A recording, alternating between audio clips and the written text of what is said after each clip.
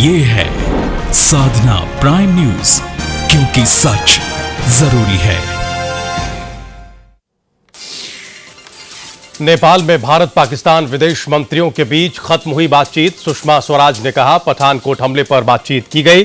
सरताज अजीज ने अमेरिका में मोदी नवाज की मुलाकात की संभावना जताई। सार्क सम्मेलन में पीएम मोदी को न्योता। पाकिस्तान में होगा अगला सार्क सम्मेलन। 14 दिनों की न्यायिक हिरासत में भेजे गए छगन भुजबल। न्यायिक हिरासत में भेजे जाने के ऑर्थर रोड जेल ले जाए गए छगन भुजबल। मनी लॉन्ड्रिंग का लगा है आरोप। महाराष्ट्र के पूर्व उप मुख्यमंत्री रह चुके हैं भुजबल।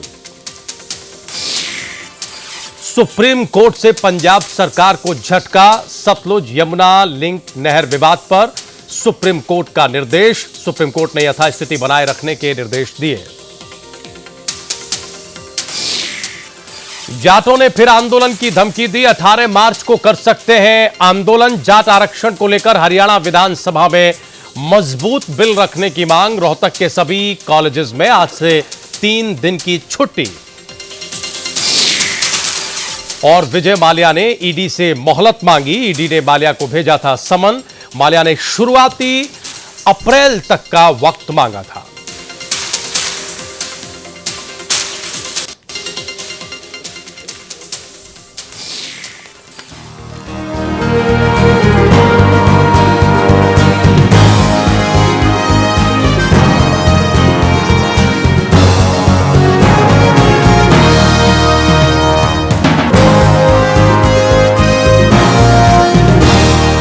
नमस्कार, बहुत स्वागत है आप सभी का प्राइम एजेंडा में। मैं हूं राजीव रघुनंदन। यह बताने की जरूरत नहीं है हमारे देश में कि लोकतंत्र है और इसी लोकतंत्र ने हमें अभिव्यक्ति की आजादी दी है। यानी हम बिना किसी डर के अपनी बात अपने तरीके से कह सकते हैं। लेकिन यह बात समझ में नहीं आ रही है कि यह किस कानून में लिखा है कि आप किसी की बात से असहमत नहीं हैं तो उसके खिलाफ बदजुबानी करें, फतवे जारी करें। इन दिनों कुछ ऐसा ही देखने को मिल रहा है। एआईएमआईएम नेता असदुद्दीन ओवैसी ने भारत माता की जय नहीं बोलने की बात कही तो फिर तलवारें खिंच गईं। भारतीय जनता युवा मोर्चा के काशी क्षेत्र के उपाध्यक्ष श्याम प्रकाश द्विवेदी ने फरमान जारी कर दिया कि ओवैसी की गंदी जुबान को काट कर लाने वाले को 1 करोड़ का इनाम दिया जाएगा। उन्होंने 1 करोड़ की ब्लैंक चेक भी काट दी। इससे पहले मेरठ कॉलेज के पूर्व छात्र नेता दुष्यंत तोमर ने भी ओवैसी की जुबान काटकर लाने वाले को 21,000 रुपए देने का ऐलान किया था। अब हिंदू रक्षा दल के नेता भूपेंद्र तोमर ने भी ओवैसी की जीप काटकर लाने वाले को 11 लाख रुपए देने का ऐलान किया है। सवाल यह है कि क्या सिर्फ भारत माता की जय बोलने से किसी की देशभक्ति साबित की जा सकती है? ओवैसी ने भारत माता की जय नहीं बोलने पर जय नहीं बोली, इस पर अलग बहस हो सकती है, लेकिन जुबान काटने की बात करना यह कैसी देशभक्ति है? इससे पहले जवाहरलाल नेहरू विश्वविद्यालय छात्र संघ के अध्यक्ष कन्हैया कुमार के बयान पर भी बीजेपी के कुछ नेता इसी तरह से बौखलाए थे, बयानबाजी हुई थी। हालांकि बीजेपी ने कड़ी कार्रवाई की थी। अब प्रश्न यह है कि देश में जो सरकार डेवलपमेंट के एजेंडे को लेकर आई हो, जिस सरकार की बड़ी लाइन यह हो कि सबका साथ सबका विकास, तो फिर ऐसा क्यों है कि ज्यादातर चर्चा दूसरी बातों पर हो रही है बजाय इसके? और सबसे बड़ा सवाल यह कि पिछले कुछ दिनों में जो बयानबाजी या बदजुबानी हम देख रहे हैं, हमारी देश की राजनीति और राजनीतिज्ञ किस तरफ जा रहे हैं? आज का प्राइम एजेंडा इसी मुद्दे पर।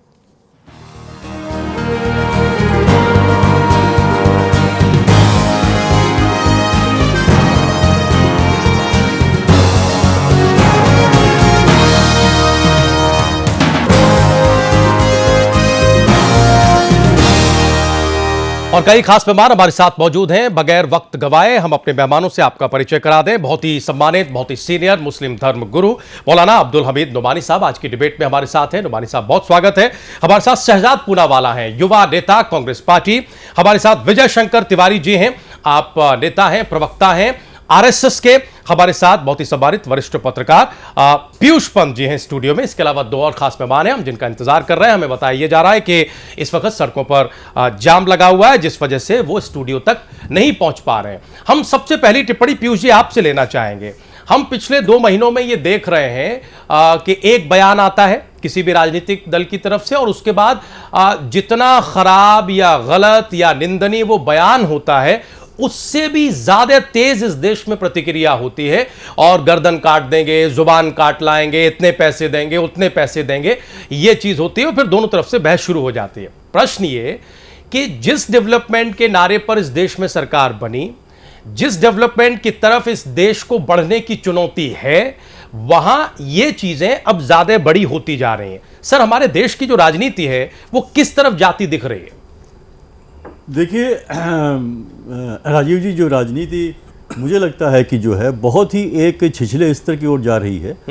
और राजनीति का केंद्र बिंदु होती है जनता, और जनता का कल्याण वो धीरे धीरे खत्म होता जा रहा है। और जनता के वोट हासिल करना ये हावी होता चला जा रहा है कि किसी भी तरह से जो है जनता के वोट को हासिल करके आप सत्ता पे आ जाओ और अपनी मनमानी करो। और उसके लिए चाहे आपको भावुकता का इस्तेमाल करना पड़े, वो भावुकता के रूप में आप देखिए जितने भी स्टेटमेंट आ रहे हैं इस तरह के, जहां पे मोदी जी विकास के मुद्दे पे आए थे, गनीमत है कि अभी साक्षी महाराज जैसे लोगों जो पहले बहुत इस तरह के वक्तव्य देते थे, उनके लिए तो ये मतलब एक बहुत ही मौजू वक्त है इस समय, जो जिस तरह के स्टेटमेंट मतलब जो बातें हो रही हैं। लेकिन कहीं ना कहीं मुझे लगता है कि मोदी जी ने उन पे लगाम कस दी है उन लोगों के ऊपर। लेकिन जो और दूसरे उनके खासकर जो युवा संगठन है वो उस तरह से जो या दूसरे उनके फ्रिंज या पैरेलल जो उनके साथी संगठन हैं, उनके लोग जिस तरह के मतलब स्टेटमेंट दे रहे हैं, वो कहीं ना कहीं मुझे लगता है गंभीरता की बहुत कमी हमारी जो राजनीति में आती जा रही है। और सिर्फ जो है आप भावनाएं भड़का के जो है बात, अब देखिए ये एक मजाक सा बन गया है कि आप जरा सी भाई देखिए, आप यही बात जब पहले उठी थी कि इंटॉलरेंस की बात, यही असहिष्णुता है। आप एक डेमोक्रेटिक कंट्री में हैं, आप लोकतंत्र की बात करते हैं, आप एक लोकतांत्रिक तरीके से लोगों को चुन के भेजते हैं और आप डिस्कस करते हैं। पूरा संसद जो है वो एक लोकतांत्रिक व्यवस्था का एक प्रतीक है, एक संस्था है जहां की बहसें ही होनी चाहिए। जहां बहसें होती है तब तय होता है क्या होगा क्या नहीं होगा। आप जो इस तरह के अपना एक तरफा जो है इस तरह के बयानबाजी करते हैं कि कलम सर कर दे, जो हमको इनाम निकाल देंगे वो उसकी जबान काट लेगा। भाई ठीक है, उन्होंने कहा, उन्होंने कोई ऐसा तो नहीं कह दिया, आप जबरदस्ती घुट्टी क्यों पिला रहे हैं साहब? मेरा तो ये कहना है कि ठीक है, आप विकास के वोट लेके आए हैं, आप विकास के एजेंडे पे आगे चलिए, विकास करिए इस देश का। उसमें सबका साथ सबका विकास आपने ही नारा दिया था, तो उसमें आप अलग अलग वर्गों में क्यों बांट रहे हैं? आप अलग अलग मजहब के आधार पे या जात के आधार पे लोगों को क्यों बांट रहे हैं? तो कैसा सबका साथ होगा, कैसे सबका विकास होगा? और जो इस तरह के स्टेटमेंट जारी होते हैं, चाहे कन्हैया वाले मामले में आप देखिए और चाहे अभी आप देखिए ओबीसी के मामले में देखिए। भाई ओबीसी ने अगर आप क्या भारत माता की जय आप जबरदस्ती थोड़ी किसी से कहला सकते हैं? और ठीक है, ये देश है, यहाँ आजाद देश है, यहाँ पे एक लोकतांत्रिक अधिकार है, ठीक है, यह आस्था का सवाल है। और किसने आपको ठेका दे दिया है कि आप भारत माता की जय सबसे कराते फिरिए? संविधान सर्वोपरि है इस देश का। आप अगर संविधान के तरीके से हर कोई चलता है तो उसमें कोई दिक्कत नहीं है, ठीक है। आपने भारत, लेकिन देखिए जिस तरह से ये सरकार जो आई है और इनके जो संगठन, इनसे जुड़े हुए संगठन है, चाहे वो विश्व हिंदू परिषद हो, चाहे वो संघ हो, राष्ट्रीय सेवक संघ हो, चाहे वो भाजपा के कुछ तत्व हो, ये जो है एक तरह से जो है इस तरह का मतलब एक प्रतीक के माध्यम से ये हो रहा है पूरा। चाहे वो देखिए राष्ट्रीय झंडा हो, चाहे वो राष्ट्रगान हो, चाहे वो जो है कि वंदे मातरम कहना हो, या कि वो आपको योग करना हो, या आपको जो है कि भारत माता की जय कहना हो, ये प्रतीकों के आधार पर एक संकुचित परिभाषा की जा रही है। लोकतंत्र की और लोगों की, इस देश की एक संकुचित परिभाषा की जा रही है। और तुर्रा ये कि अगर आप ये नहीं कहेंगे तो आप देशद्रोही हैं, आप जो हैं देश से प्रेम नहीं करते हैं। तो और भी इसको डाइल्यूट करने के लिए जब मामला, देखिए होता क्या है कि इस तरह की टेंडेंसी आपकी लोकतांत्रिक टेंडेंसी नहीं दिखती है, ये एक जो है आपकी फांसीवादी टेंडेंसी नजर आती है। ठीक है सर, अब टेलीविजन पर पिछले 2-3 दिनों में या अखबारों में बयानों पर तो खूब बहस हो रही है और उस पर आगे भी बहस हो सकती है कि कौन किसको देशभक्ति का सर्टिफिकेट देगा, देश रूल ऑफ लॉ से चलेगा, संविधान से चलेगा, या दूसरी चीजें बड़ी महत्वपूर्ण हैं। ओवैसी ने भारत माता की जय क्यों नहीं बोला, जय हिंद क्यों बोल दिया, वगैरह वगैरह, बहुत सारे तर्क हैं।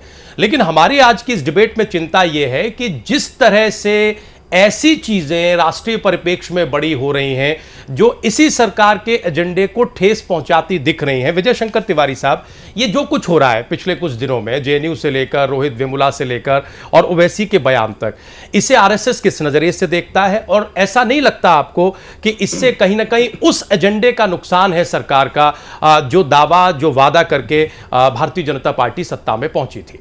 राजीव जी, मुझे लगता है एक तो मेरा जो टाइटल लिखा है यहाँ पर जी कि मैं नेता आरएसएस हूँ, तो एक तो यहाँ पर वो बदल दिया जाए कि मैं प्रवक्ता विश्व हिंदू परिषद हूँ, जी वीएचपी हूँ। जी प्लीज प्रवक्ता किया जाए। जी, मैं प्रवक्ता विश्व हिंदू परिषद हूँ।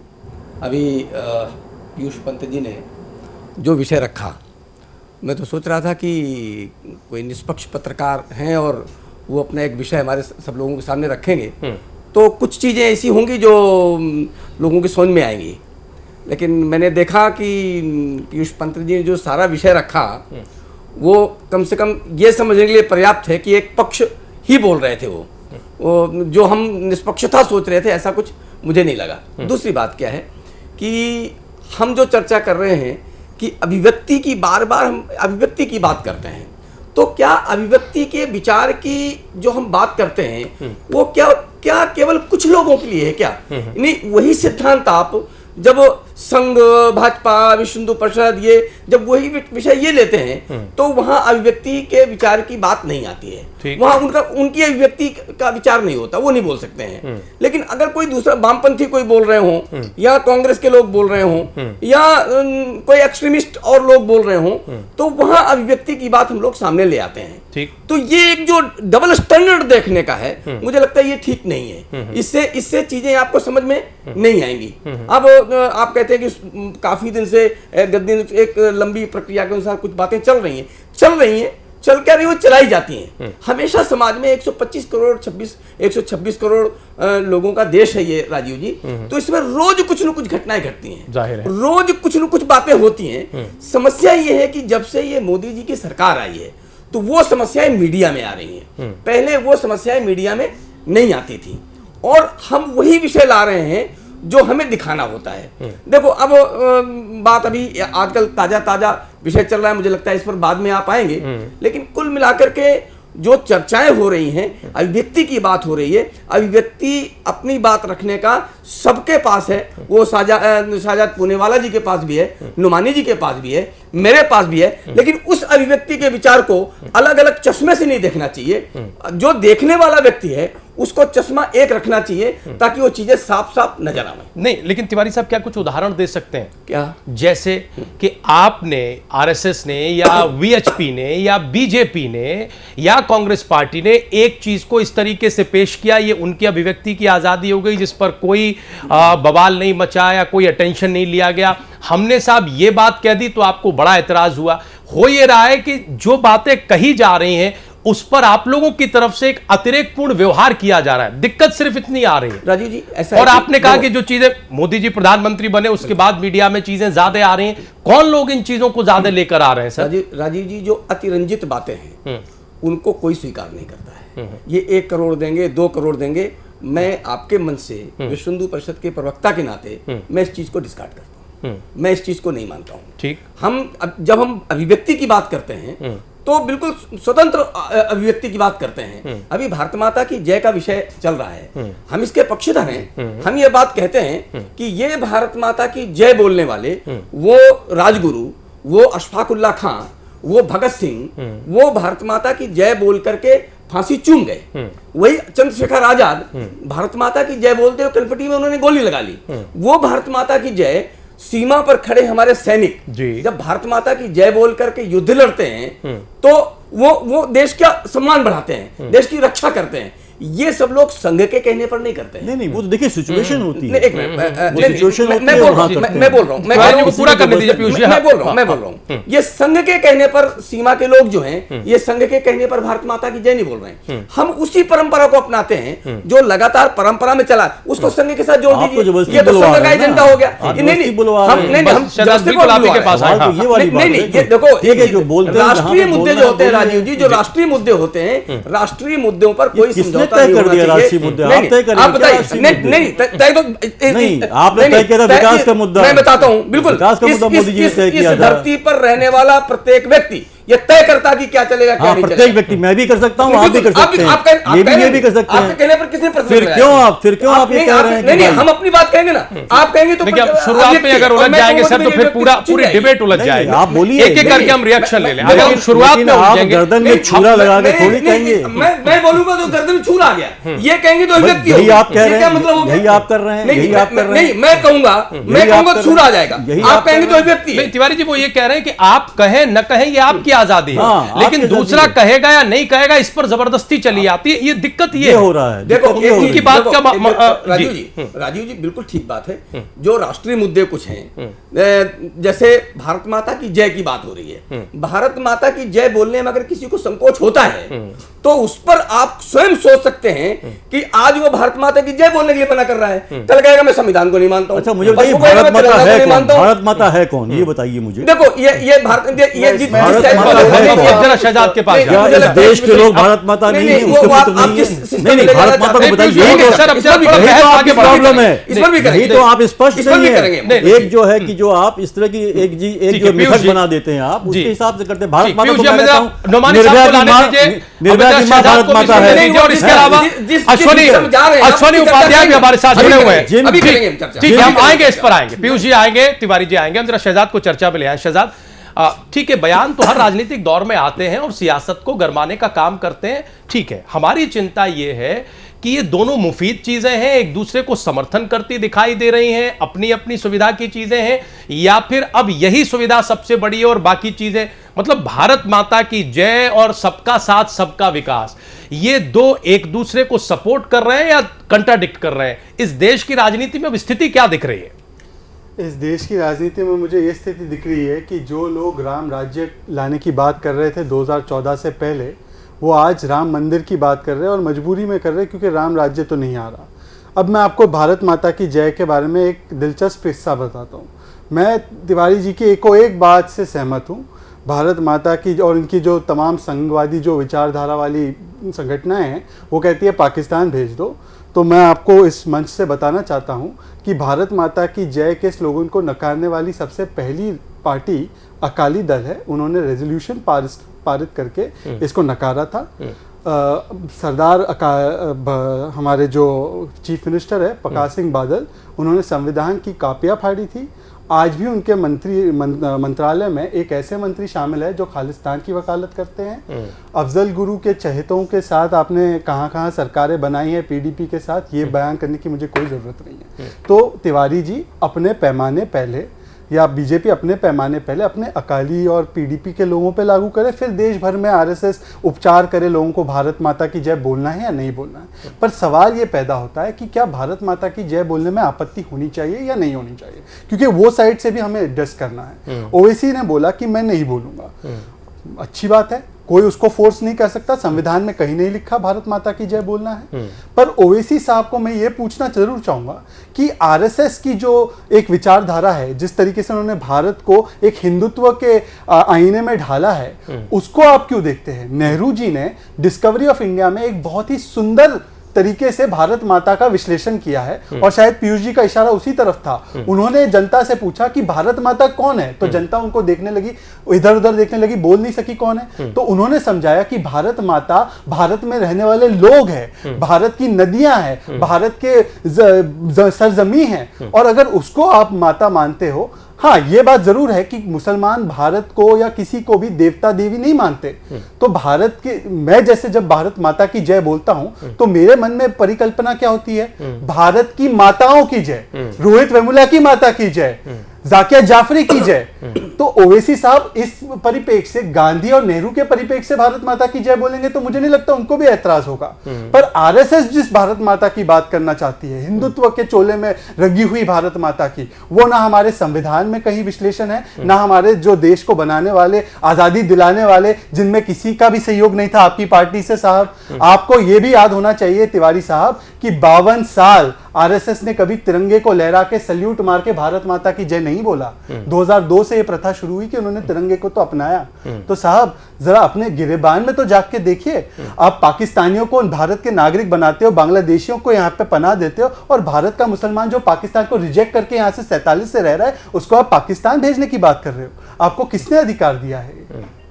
नोमानी साहब, ठीक है, अपने अपने तर्क हैं दोनों तरफ। तिवारी साहब एक हिस्से की बात कर रहे हैं, शहजाद साहब दूसरी तरह की बात कर रहे हैं, लेकिन इन सब में अगर ये चलता रहा तो फिर वो सबका साथ सबका विकास का क्या होगा, फिर उस डेवलपमेंट का क्या होगा, फिर दुनिया के नायक बनने का क्या होगा, फिर उन चीज़ों का क्या होगा जो हमारे प्रधानमंत्री सार्वजनिक मंचों से कहते हैं। सर, अगर एक धड़ा इस तरीके से रिएक्ट करता है और ओवैसी साहब उस तरीके से रिएक्ट करने लगे, तब तो फिर ये सर्वोत्तम माहौल सिर्फ इसी खींचतान के लिए बन जाएगा। देखिए, सबसे पहले तो मैं विजय शंकर तिवारी साहब को मुबारकबाद देना चाहूँगा कि उन्होंने जो लोग इनाम देने की बात कर रहे हैं ज़बान काटने पर या गर्दन काटने पे, जो है उन लोगों को रिजेक्ट किया है। ये अच्छी बात है जो यहाँ से जो है वो कही गई है। लेकिन यह है कि मोहन भागवत ने एक बात कही थी और वो उनका अपना प्रोग्राम था, लेकिन यह है कि ओवैसी साहब ने प्रतिक्रिया जो जिस रूप में व्यक्त की है वो भी सही नहीं है। मेरे हिसाब से ये जो है एक जो है अवधारणा, और दूसरी बात ये कि भाषा, जिस भाषा की जो बात जो है मोहन भागवत कर रहे हैं और जो है विजय शंकर तिवारी कर रहे हैं या गुरु गोलवालकर जो करते रहे हैं, या जो है मैं कहता हूं कि हिंदुस्तान जिंदाबाद और भारत माता की जय में दोनों में जो है शाब्दिक अर्थ के एतबार से अंतर क्या है? कोई अंतर नहीं है। जो जय के माने वही जो है फतेह के, जिंदाबाद के, पाइंदाबाद के, ये सब माने हैं। ये अगर ये कहते, अगर ये जो है जैसे शहजाद ने कहा, अगर वो नेहरू की डिस्कवरी ऑफ इंडिया पढ़ लेते, लेकिन यह है कि इन लोगों की अवधारणा जो है, ये गुरु गोलवालकर की जो है बुक है बंच ऑफ थॉट, इन्होंने जो है कहा कि ये दुर्गा के लिए है। ये जो है इन्होंने दुर्गा की जो है वो बात कही है और इन्होंने अरविंदो को जो है वो कोट किया है। ये जो है वो दिक्कत है। ये आप जो है एक चीज को जो है वो रूप में लाके जो उसको बांध देते हैं और सीमित कर देते हैं। हम जो है वो पूरे देश को जो है बहुत जो है विस्तार और जो है वो बड़े परिप्रेक्ष्य में उसको देखते हैं, लेकिन आप उसको बांध देते हैं। तो आदमी जो है जब अपने प्रेम के भाव को व्यक्त करता है तो अलग अलग जो है वो आदमी का नजरिया होता है, जज्बा होता है और जो है वो भाव होता है। तो अगर वो जो है प्रेम भाव को व्यक्त करने के लिए अगर वो देश को जो है माँ के रूप में या जो है वो पिता के रूप में, किसी के रूप में अगर वो आदमी जो है अपने आप को जो है देश प्रेम से जोड़ के जो है वो बता रहा है, तो उसमें दिक्कत क्या है? वो जरूरी है कि आप जो शब्दावली का जो है इस्तेमाल करते हैं, क्या हम भी वही करें? अगर हम जो है अपने अंदाज में कहते हैं कि हिंदुस्तान जिंदाबाद, जय हिंद, तो और उससे ये अलग कहाँ है? ये अपनी तरह वो क्यों करना चाहते हैं कि आप जो है काली दुर्गा जैसे कि बंकिम चंद्र ने किया था, और जो है वो बाद के दिनों में जो 1873 में जो है जो मूर्ति बनाई गई और जो है चित्र बना के दिए जो है वो भारत माता है। हम जो है माँ के रूप में, जो हम तो मादरे वतन बोलते ही हैं और जहां हम शिक्षा प्राप्त करते उसको मादरे इल्म बोलते हैं, हमारे लिए कोई दिक्कत नहीं है। लेकिन जब जो राजनीति होती है, जो मोहन भागवत ने राजनीति पैंतरा जो किया था और जो है ओवीसी साहब ने उसको और जो है वो आगे बढ़ा दिया, ये जो है वो खतरनाक चीज है और इससे जो है वो समाज बटेगा। मैं कहता हूं अगर कोई आदमी जो है भारत माता की जय बोल भी रहा है तो मैं समझता हूँ इस्लाम के खिलाफ इसमें कुछ भी नहीं, अगर वो माँ तक रखता है। हम जो है पूजा भाव को जो है वो केवल जो है एक खुदा तक जोड़ते हैं, जहां तक आदर भाव है, प्रेम भाव है, हम आपके साथ भी जोड़ सकते हैं और जो है वो भारत के साथ भी जोड़ सकते हैं, हमारे लिए कोई दिक्कत नहीं है। जी, हम जरा तिवारी जी से जवाब लेंगे इस बात का, लेकिन अश्वनी उपाध्याय जी हमारे साथ जुड़े हुए हैं, नेता प्रवक्ता भारतीय जनता पार्टी। सर, हमारी आवाज आपको मिल रही है? आप सुन पा रहे हैं? अश्वनी साहब, क्या आप हमें सुन पा रहे हैं? जी जी, आवाज मिल रही है। जी, हम जानना ये चाहते हैं सर कि ये भारत माता की जय और जय हिंद, इन दोनों में क्या फर्क है? अगर ओवैसी भारत माता की जय नहीं बोलते और जय हिंद बोलते हैं उसकी जगह, इसमें क्या दिक्कत है?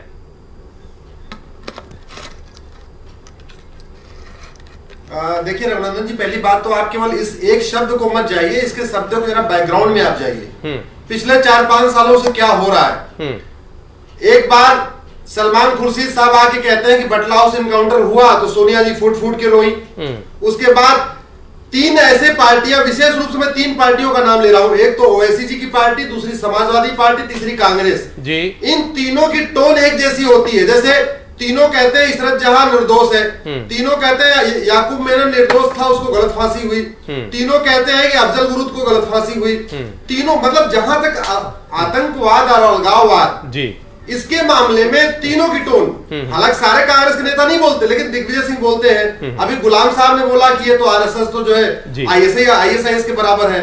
तो मुझे लगता है कि पिछले इसको आप बैकग्राउंड में आप जाके देखिए, पहली बार ऐसा नहीं हो रहा है। कहीं ना कहीं पूरी तरीके से एक जो अलगाववादी विचारधारा उसको प्रमोट किया जा रहा है। और उसका सबसे बड़ा एग्जाम्पल मैं आपको बताऊं कि जिस दिन याकूब मेनन को फांसी हुई थी, उसी दिन अब्दुल कलाम साहब का उस दिन उनकी भी अंतिम यात्रा निकली थी। कलाम साहब की यात्रा में केवल 10,000, 11,000, 10-12,000 लोग निकले। याकूब मेनन की जो अंतिम जनाजा यात्रा निकली उसमें 50,000 से 60,000 लोग निकले। इसका मतलब कहीं ना कहीं ये वारिस पठान साहब उसके अगुआ थे। याकूब मेनन की जब फांसी हुई थी, जो वहां 50-60,000 भीड़ इकट्ठा की गई थी, तो ये ओवैसी की पार्टी के जो वारिस पठान है, ओवैसी के जो वारिस है, ये उसको अगुवाई कर रहे थे। इसका मतलब कहीं ना कहीं ये पूरी की पूरी एक संगठित एक सिंडिकेट बन गया है जो अलगाववाद को और इस विचारधारा को बढ़ाने की कोशिश कर रहा है। ये जरूरत इसमें कहीं ना कहीं ये पूरा अम्ब्रेला, इसकी जो मेन पेड़ है वो कांग्रेस है, बाकी ओवैसी हो गए, आजमी हो गए, आजम हो गए, या बाकी जो अलगाववादी हैं। जी, लेकिन ऐश्वर्य जी अब सवाल ये, सर हम ब्रेक पर जाना चाहते हैं और शहजाद साहब बोलना चाहते हैं आपकी बात पर। इसके अलावा हमें तिवारी जी से भी जवाब लेना है। इफ्तिकार चौधरी साहब हमारे साथ जुड़ेंगे, बहुत ही प्रतिष्ठित राजनीतिक विश्लेषक हैं, उनकी टिप्पणी हमारे लिए बड़ी महत्वपूर्ण होगी। लेकिन ऐश्वर्य जी ये बताइए कि आपके लिए ज्यादा बड़ी चिंता कौन सी है, इस सिंडिकेट को तोड़ना जिसका आप जिक्र कर रहे हैं और कई घटनाएं गिना रहे हैं, या फिर वो लाइन जो आप 2014 से लेकर चल रहे हैं, जो शायद इस देश में एक बड़ी लकीर होगी कि सबका साथ सबका विकास। हमारी चिंता यह है कि प्रधानमंत्री या पार्टी या सरकार डेवलपमेंट के बड़े दावे और वादे कर रही है, हर मंच से हम देखते हैं, लेकिन चर्चा कहीं नहीं होती। सर चर्चा हर रोज हर तीसरे दिन इन्हीं बयानों की, इन लकीरों की, इन चीजों की होती है। आपके लिए बड़ी चुनौती क्या है? नहीं, वो राजू वो जवाब नहीं दिया उन्होंने। भारत माता की जय और हिंदुस्तान जिंदाबाद में क्या अंतर है, ये तो बताया नहीं उन्होंने, आपने सवाल किया था। एक मिनट प्लीज, संक्षेप में सर बोलिए। प्लीज थोड़ा बीच में देखिए, निवेदन है कि जरा सब लोग बीच में सुने, बात पूरी सुन रहे हैं सर, संक्षेप में। हाँ, ये किया इसीलिए जा रहा है, ये हमारे डेवलपमेंट की बात जनता तक न पहुंचे इसलिए। कभी जेएनयू वाला कांड आता है, कभी ये कांड आता है, कभी वो कांड। हमारा जो असली काम है वो जनता तक न पहुंचे। कौन लाया? अगर ये उन्होंने अगर ऐसी बात तो आप कर रहे हैं महोदय। 2 दिन से आप लोग हमारे किसी और काम पे चर्चा करते। सबसे बड़ी बात सर मुश्किल है कि हम तो करना चाहते हैं, लेकिन पूरी पार्टी एक सुर में कुछ और बोलने लगती है। ओवैसी के बयान को तवज्जो किसने दी? ओवैसी ने भारत माता की जय नहीं बोली, पार्लियामेंट में जय हिंद बोल दी, ठीक है, बात खत्म हो गई। लेकिन उन्हें मौका कौन दे रहा है? उनकी राजनीति को बड़ा कौन कर रहा है? हम सर आ रहे हैं, हम एक छोटा सा ब्रेक ले रहे हैं सर, हम लौट रहे हैं। हमारे साथ इफ्तिकार चौधरी साहब भी जुड़ेंगे। एक छोटा सा ब्रेक लेकर हम कुछ और सवालों पर लौट रहे हैं कि आखिर जिस तरह की राजनीति इस वक्त देश में है, सरकार का एजेंडा या उसके काम कुछ भी हो, तो फिर हम बढ़ेंगे किस तरफ जा रहे हैं? हम तो ऐसा लग रहा है कि पिछले 3 महीनों से सिर्फ बयानों की राजनीति में ही उलझे हैं। कभी संसद के भीतर स्मृति ईरानी का बयान, तो फिर जेएनयू के भीतर एक बयान, तो उधर ओवैसी साहब का बयान, तो फिर वारिस पठान का बयान। सिर्फ बयानों से इस देश की राजनीति चल रही है क्या? और अगर चली तो फिर भविष्य क्या? एक छोटा सा ब्रेक, तुरंत हाजिर हो रहे हैं।